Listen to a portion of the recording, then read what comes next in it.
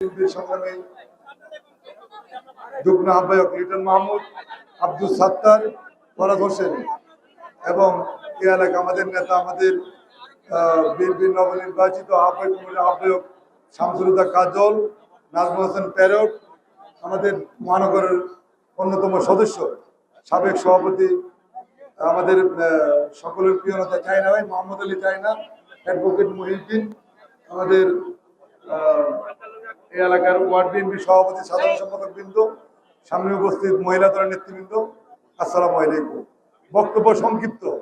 আজকে যে প্রতিষ্ঠাবার্ষিকীর যে আনন্দ, সেই আনন্দটাকে আমরা আমাদের দলের ভারপ্রাপ্ত চেয়ারম্যানের নির্দেশে সেই আনন্দটাকে আমরা এলাকার মানুষের জনকল্যাণে আমরা ব্যয় করতে চাই। তাই আমাদের দলের সিদ্ধান্ত অনুসারে এই এলাকার একটি খাল দীর্ঘদিন যাবৎ অবহেলিত, এই খালটি ময়লা আবর্জনা, এই খালটি প্রায় নষ্ট হয়ে গিয়েছে, পানি প্রবাহিত হতে পারে না। এছাড়াও এই এলাকায় বৃক্ষরোপণ, পরিষ্কার পরিচ্ছন্ন যে সমস্ত কার্যক্রম আমরা এই প্রতিষ্ঠাবাসীতে আজকে এই কার্যক্রম সম্পন্ন করার জন্য আমরা উদ্যোগ নিয়েছি। আপনারা আমাদেরকে সহযোগিতা করবেন ইনশাল্লাহ।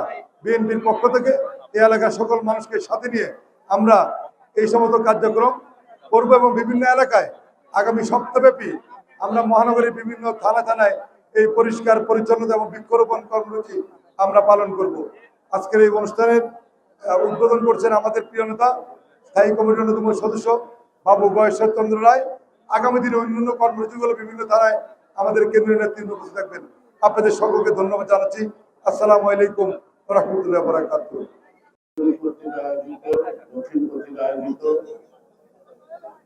আজকে নালা, ডোবা, খাল পরিষ্কার পরিচ্ছন্নতার অভিযান কিছুক্ষণ পর শুরু করবে। এখানে আজকে সভার সভাপতি রফিকুল ইসলাম মহাত্মা, সদস্য সচিব তানভীর আহমেদ রবিন, আর বিশেষ করে আমার দীর্ঘদিনের সম্মানিত সহকর্মী বিএনপির যুগ্ম মহাসচিব জনাব আব্দুল সালাম আজাদ। আমার মনে হয় তাকে আমার চেয়ে আপনারা বেশি ছিলেন, আজকে এখানে থাকার কথা ছিল আপনাদের এই এলাকার জনাব ইনজাফর। তিনি অসুস্থতার কারণে আসেননি, পরবর্তী পর্যায়ে আসবেন এবং কাজটা যখন শুরু হচ্ছে এটা তো শেষ করতে হবে। আর আজকে যে কাজটা শেষ হয়ে যাবে তাও না, আজকে শুরু হবে। যারা এই এতক্ষণ স্লোগান দিচ্ছেন স্বেচ্ছাসেবক, এই কাজটা কিন্তু আপনাকে না, আপনাকে গাড়ি দেওয়ার কিছু নাই, খালি নাম করবো আর পরিষ্কার করে দেখতে করবো, ঠিক আছে? এটা দলের নির্দেশ। এটা কিন্তু আমাদের মতো কিছু না, আমাদের দলের বয়স মাত্র 47 বছরের পূর্বে স্বাধীনতার মহান ঘোষণা শহীদ রাষ্ট্রপতি জিয়াউর রহমান বাংলাদেশের সর্বপ্রথম খাল, বিল, নদী, নালা খননের প্রকল্প হাতে নেয়। অনেক ছবি আছে, এই ছবিগুলি কথা বলে নিজের হাতে কোদাল নিয়ে ঘন্টার পর ঘন্টা সবাইকে নিয়ে খাল খনন করেছে। এই খাল খননের কারণ তিস্তা ব্যারাজ, ফারাক্কা ব্যারাজের মধ্য দিয়ে আমাদের ন্যায্য পানি ভালো আটক রেখেছে। সেই কারণে বর্ষা মৌসুমের পানি ধারণ করার জন্য যত খাল, বিল, নদী, নালা আছে সেগুলিকে খনন করে অতিরিক্ত পানি ধারণ রাখা। খাল খনন কর্মসূচিতে খাদ্য উৎপাদন যে বৃদ্ধি পেয়েছিল, এই অভাবের দেশ থেকে সেদিন খাদ্য বিদেশে রপ্তানি করা হয়েছিল, এটি জিয়া রহমানই করতে পারছিল।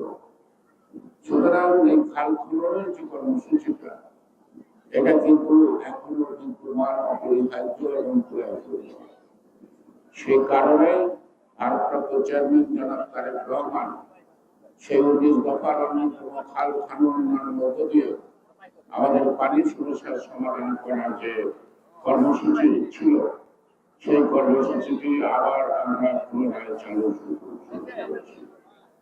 আমি জানি আপনারা আসছেন, আজকের আশায় শেষ আসা না, আর আসবেন ক্যামেরায় ছবি উঠলো, রাত্রিবেলা সবাই দেখলো না।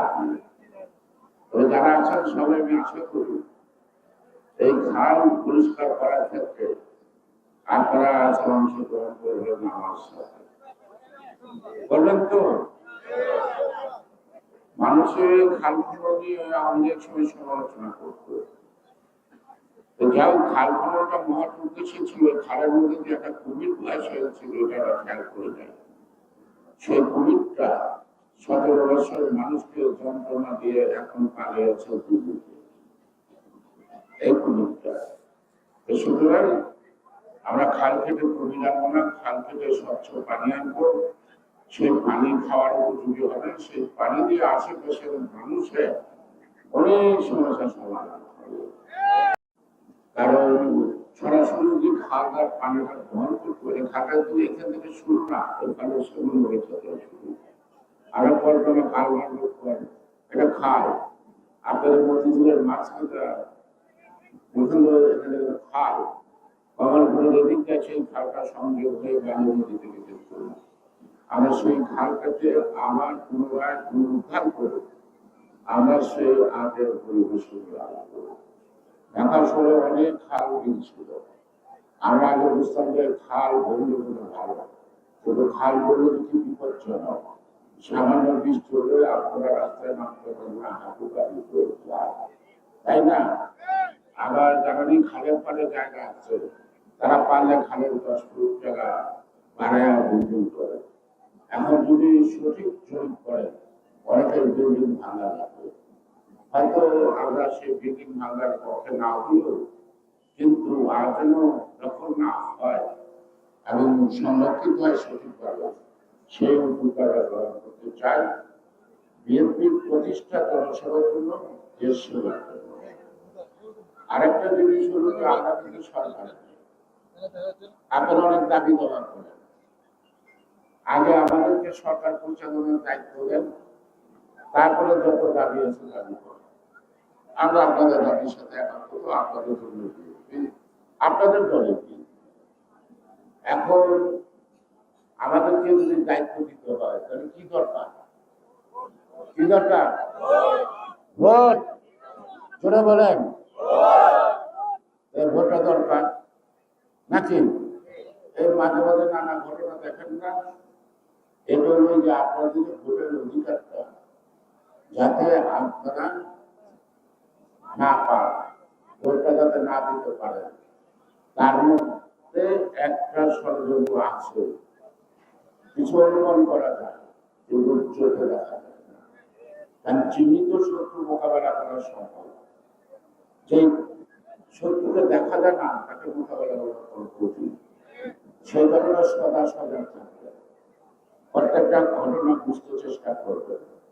এবং সেইগুলি এই বাংলাদেশে গণতন্ত্রের বিরোধী, ভোটের বিরোধী শক্তিকে উচিত জবাব দেওয়ার জন্য আপনারা সবাই প্রস্তুত। সবাইকে ধন্যবাদ। বাংলাদেশ জিন্দাবাদ। এবং আমি আনুষ্ঠানিক মুখে বলতেছি, আমাদের আজকের এই খালের খননের নাকি শুরু করে ঘোষণা করছি, এখন কিন্তু হাতে সবাই আসেন, আমরা সবাই আসছি। একটা ছোট অবদান রাখলে অনেকের ছোট ছোট অবদান নিয়ে একটা বিল হয়, একটা মহৎ সম্পন্ন হয়। সাংবাদিক আসছে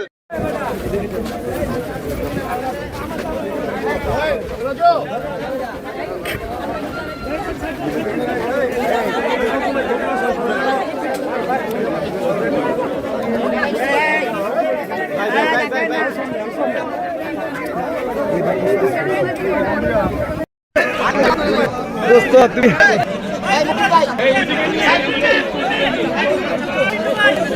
হ্যালো হ্যালো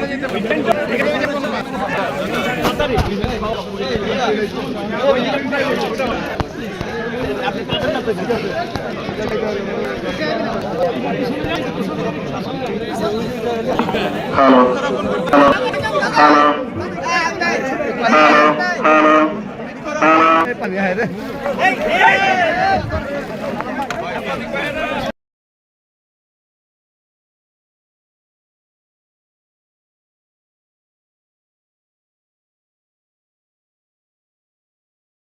হ্যালো ঠিক ভাই পাইছেন আর লাগবো যারা না পাইছে এবারে সুযোগ দেন যারা না পাইছে এবারে সুযোগ দেন